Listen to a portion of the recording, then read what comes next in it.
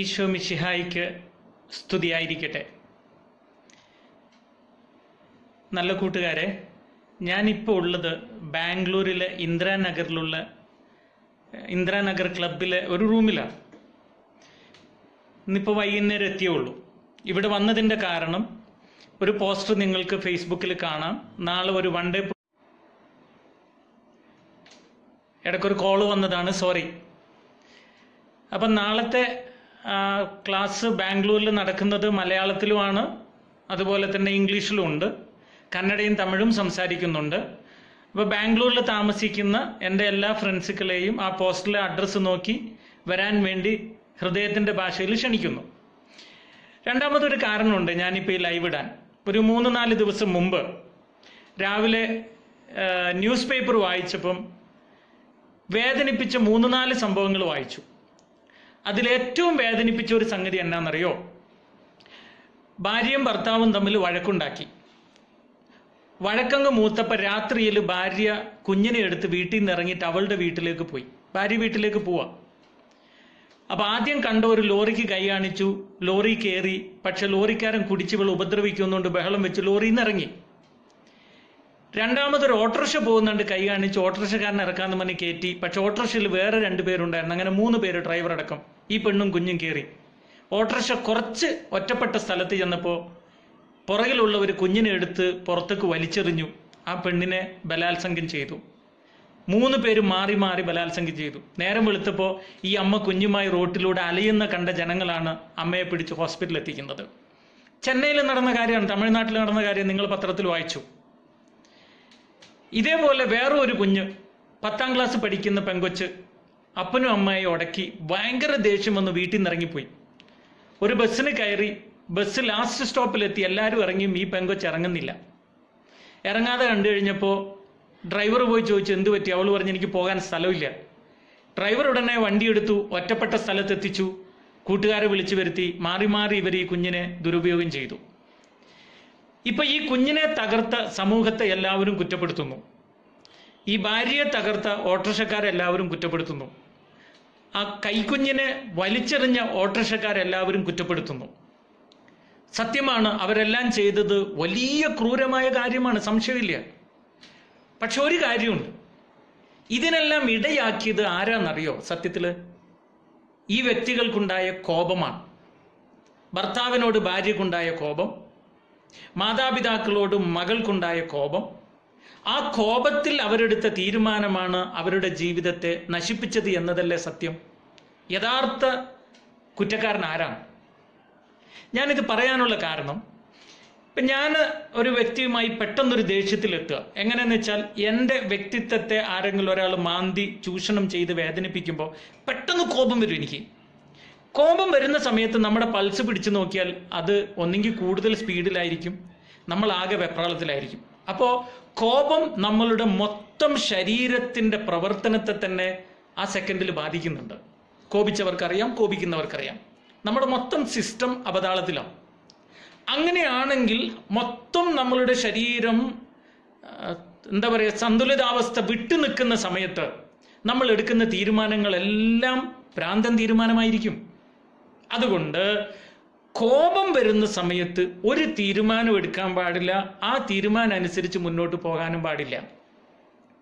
ഒന്നും കൂടെ ശ്രദ്ധിച്ച് കേൾക്കണേ. ഒരു വ്യക്തിക്ക് കോപമുള്ള സമയത്ത് അവൻ്റെ അന്തരംഗം മുഴുവനും തകരാറിലായി കിടക്കുന്നത് കൊണ്ട് ചിന്തകൾ ഒന്നും നോർമൽ അല്ലായിരിക്കും. ആ കോപ സമയത്ത് എടുക്കുന്ന തീരുമാനങ്ങളൊന്നും നമ്മളെ വിജയത്തിലേക്ക് എത്തിക്കെത്തുമില്ല. ഞാൻ ഈ കഴിഞ്ഞ ഒരുപാട് വർഷം ജനങ്ങളുമായി സഹവസിച്ച് കണ്ട് മനസ്സിലാക്കിയൊരു കാര്യമാണ്, മുൻകോപത്തിനനുസരിച്ച് തീരുമാനമെടുത്ത ഒരു മനുഷ്യനും ജീവിതത്തിൽ വിജയിച്ചിട്ടില്ല. അപ്പൊ ഈ ആങ്കർ മാനേജ്മെന്റ് ജീവിതത്തിൽ ഏറ്റവും ആവശ്യമുള്ള ഒരു സംഗതിയാണ്. അപ്പൊ ഇപ്പോൾ ഒരുപക്ഷെ എന്നെ കേട്ടുകൊണ്ടിരിക്കുമ്പോൾ തന്നെ വളരെയധികം ആരോടെങ്കിലും കോപത്തിലും വിഷമത്തിലും ഉള്ളവരൊക്കെ നിങ്ങളുടെ കൂട്ടത്തിൽ കാണും, ഈ പറഞ്ഞ ഞാനും. അപ്പം നമ്മൾ എന്തൊക്കെ ചെയ്യണം എന്നത് പറയാൻ പോകുന്നത്, ശ്രദ്ധിച്ച് കേൾക്കണം. ചില ബൈബിൾ വചനങ്ങൾ നിങ്ങളൊന്ന് മനസ്സിൽ ഓർത്തിടുക, കുറിച്ചിടുക. ഒന്ന് യാക്കോബ് 1:19-20 വാക്യം. നമ്മൾ കോപിക്കുന്നതിൽ വളരെ സ്ലോലി പോകണമെന്ന്. പിന്നെ എഫേസ്യസ് ലേഖനം പറയും, കോപിക്കാം, പക്ഷെ പാപം ചെയ്യുന്നത് വരെ കോപം മുന്നോട്ട് കൊണ്ടുപോകാൻ പാടില്ല. സുഭാഷിതങ്ങൾ പറയുന്നു, ജ്ഞാനിയായവൻ കോപത്തിന് കടിഞ്ഞാണിടും, വിഡ്ഢി കോപത്തെ അഴിച്ചിടും. അപ്പോൾ തൊട്ടതിനും പിടിച്ചതിനും എല്ലാം കോപിക്കുന്നവൻ വെറും ഒരു വിഡ്ഢിയായി മാറും. അതുകൊണ്ട് കോപത്തെ കടിഞ്ഞാണിട്ട് പിടിക്കണമെന്ന് ഞാൻ പറഞ്ഞതല്ല, ദൈവം പറഞ്ഞതാണ്, വചനമാണ്. യാക്കോബ് 1:20, നമ്മൾ വല്ലാണ്ട് വേറൊരാളോട് കോപിച്ച് പ്രതികരിച്ചു കഴിഞ്ഞാൽ ദൈവത്തിൻ്റെ നീതി നമുക്ക് വെളിപ്പെട്ട് കിട്ടില്ല. എന്നെ ദ്രോഹിക്കുന്ന ഒരുത്തനെ ഞാൻ ദ്രോഹിക്കാൻ ഇറങ്ങി തിരിച്ചാൽ, നിങ്ങളെ ദ്രോഹിക്കുന്ന ഒരാളെ നിങ്ങൾ തിരിച്ച് ദ്രോഹിക്കാൻ ഇറങ്ങി തിരിച്ചാൽ ദൈവം നീതി നടപ്പാക്കില്ല. നിങ്ങൾ തന്നെ നീതി നടപ്പാക്കുകയാണ്, പിന്നെ ദൈവത്തിൻ്റെ ആവശ്യമുണ്ടോ? അതുകൊണ്ട് നമുക്ക് ആരോട് എങ്ങനെ കോപം വന്നാലും നമ്മുടെ നീതിയല്ല, ദൈവത്തിൻ്റെ നീതിക്കായി അവരെ വിട്ടുകൊടുക്കാൻ നമ്മൾ പഠിക്കണം. ഇനി അടുത്തത് എക്ലസിയാസ്റ്റിക് 7:9 നമ്മൾ കോപത്തെ പെട്ടെന്ന് അഴിച്ചുവിടുന്നത് വിഡ്ഢിത്ത സ്വഭാവമാണെന്ന് പഠിപ്പിക്കുന്നു. സുഭാഷിതങ്ങൾ 15:1 വളരെ ഹെൽപ്ഫുള്ളാണ്. എന്താണെന്നറിയോ? ശാന്തമായ മറുപടി കോപത്തെ ശമിപ്പിക്കുന്നു, പരുഷമായ വാക്ക് കോപത്തെ ഇളക്കിവിടുന്നു. ഇത് ഏറ്റവും പ്രധാനപ്പെട്ട ഒരു സംഗതിയാണ്. നമ്മുടെ കുടുംബത്തിൽ ജീവിത പങ്കാളി വളരെ കോപപ്പെട്ട് വരുമ്പോൾ നമ്മൾ പരുഷമായ വാക്ക് ഉപയോഗിച്ച് കഴിഞ്ഞാൽ ആ കോപത്തിലേക്ക് വിറകിട്ട് കൊടുക്കുകയാണ്, എണ്ണ ഒഴിച്ചു കൊടുക്കുകയാണ്. അവിടെ പിന്നെ വലിയ വഴക്കിൽ പോയി അവസാനിക്കുകയാണ്. അല്ലെങ്കിൽ നമ്മുടെ ഓഫീസിൽ ബോസ് നമ്മളോട് ചൂടാവുമ്പോൾ തിരിച്ച് അതേ നാണയത്തിൽ നമ്മൾ തിരിച്ച് ചൂടാവുമ്പോൾ, അപ്പോൾ ഇവിടെ ഏറ്റവും അധികം നമ്മൾ അറിയേണ്ട ഒരു കാര്യമാണ്, നമ്മളോട് സഹവസിക്കുന്ന കൂടെയുള്ള ഒരാൾ കോപിക്കുമ്പോൾ നമ്മൾ ഹാർഷായി മറുപടി പറയാതെ സോഫ്റ്റായി മറുപടി പറയാൻ പഠിക്കണം. ഈ സോഫ്റ്റായ മറുപടിയും കളിയാക്കുന്ന തരത്തിലായി പോയി കഴിഞ്ഞാൽ അത് വീണ്ടും നമ്മൾ എണ്ണ ഒഴിക്കുന്ന പരിപാടിയാണ്. അപ്പൊ ദൈവത്തിന് വ്യക്തമായി അറിയാം കോപം നമുക്ക് നാശമേ ഉണ്ടാക്കുകയുള്ളൂ എന്ന്. അതുകൊണ്ടാണ് ദൈവം പറയുന്നത്, നീ കോപിക്കണ്ട. എങ്ങാനും കോപിച്ചാലും പാപം ചെയ്യുന്ന തരത്തിലേക്ക് നിന്റെ കോപം പോകരുത്, മോശമായ വാക്ക് സംസാരിക്കുന്ന തരത്തിലേക്ക് നിന്റെ കോപം പോകരുത്. ഉറങ്ങുന്നതിൻ്റെ മുമ്പ് നിന്നെ ദ്രോഹിച്ചവനോട് ക്ഷമിക്കാൻ പറ്റണം. ഒന്നും കൂടെ പറഞ്ഞാൽ, നിങ്ങൾക്ക് എത്ര വിഷമം ആരോട് എവിടെയൊക്കെ ഉണ്ടെങ്കിലും ഉറങ്ങുന്നതിൻ്റെ മുമ്പ് ക്ഷമിച്ച് സ്നേഹിച്ച് കിടന്നുറങ്ങാൻ പറ്റണം. നമ്മളുടെ ഉള്ളിലുള്ള മനസമാധാനത്തെ നശിപ്പിക്കാത്ത തരത്തിലുള്ള കോപം മാത്രമേ നമ്മളിൽ ഉണ്ടാകാൻ പാടുള്ളൂ. ഒരിക്കൽ കൂടെ ഓർപ്പിക്കുന്നു, നാളത്തെ പ്രോഗ്രാം മറക്കാതെ ബാംഗ്ലൂരിലെ പ്രോഗ്രാമിന് എത്തുക. നാളെ കഴിഞ്ഞ് തിങ്കളും ചൊവ്വയും മംഗലാപുരത്തുള്ള സെയിൻറ്റ് ആഗ്നസ് കോളേജിലാണ് പ്രോഗ്രാം. മംഗലാപുരത്തുള്ള എൻ്റെ കൂട്ടുകാർ, അത് ഇംഗ്ലീഷിലാണ്, മംഗലാപുരത്തിലുള്ള എൻ്റെ കൂട്ടുകാർ ഇതൊന്ന് ഓർത്തു വെക്കുക.